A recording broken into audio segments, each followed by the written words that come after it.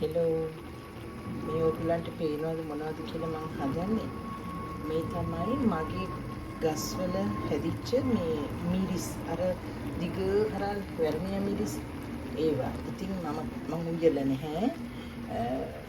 මම ඇහුවම මේව උයනවා කියලා කිව්වා. ඉතින් මම දැන් මේ වැර්ණිය මිරිස් එක මම අද උයන්න ගත්තා.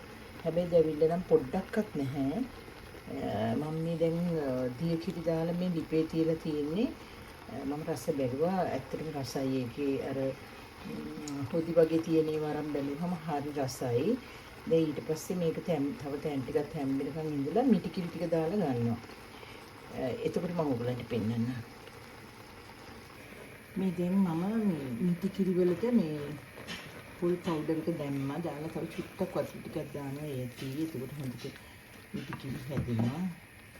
ඊට පස්සේ මම මේකත් එක්කලා හොඳට හින්දනවා මිටි කිරි එක.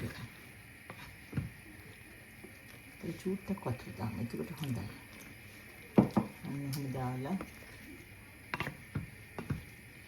මම මේක මෙහෙම මේකත් එක්ක මේ හොඳට හින්දෙන්න තියෙන. හැබැයි මේ ලිප මම අර අඩු ගින්දර දාලා තියෙන ලිපේ තමයි තිබ්බේ පොඩි ලිපේ.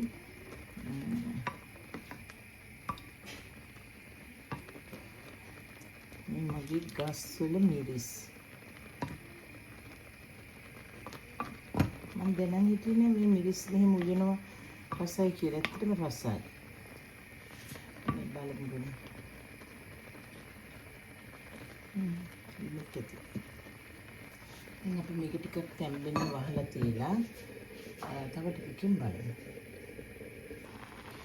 ඔන්න බලන්නකෝ මගේ මේ වැර්ණිය මිරිස් එක. ඉතින් දැන් මේක හරි. දැන් හදලා ඉවරයි. දැන් මම මේක ලිප ඕෆ් කරනවා. ඇත්තටම හරි රසයි. මේක අනිත් එක ලස්සනයි. මම මිටි කිරි ටිකක් වැඩියෙන් දැම්මා. ඉතින් ලස්සනයි ඒක. කොහොම තමයි මගේ වැර්ණිය මිරිස් හදාගත්තේ මගේ ගස්වල හැදිච්ච. එහෙනම් ආයෙ දවසක මගේ ගස්වල දෙයක් හදලා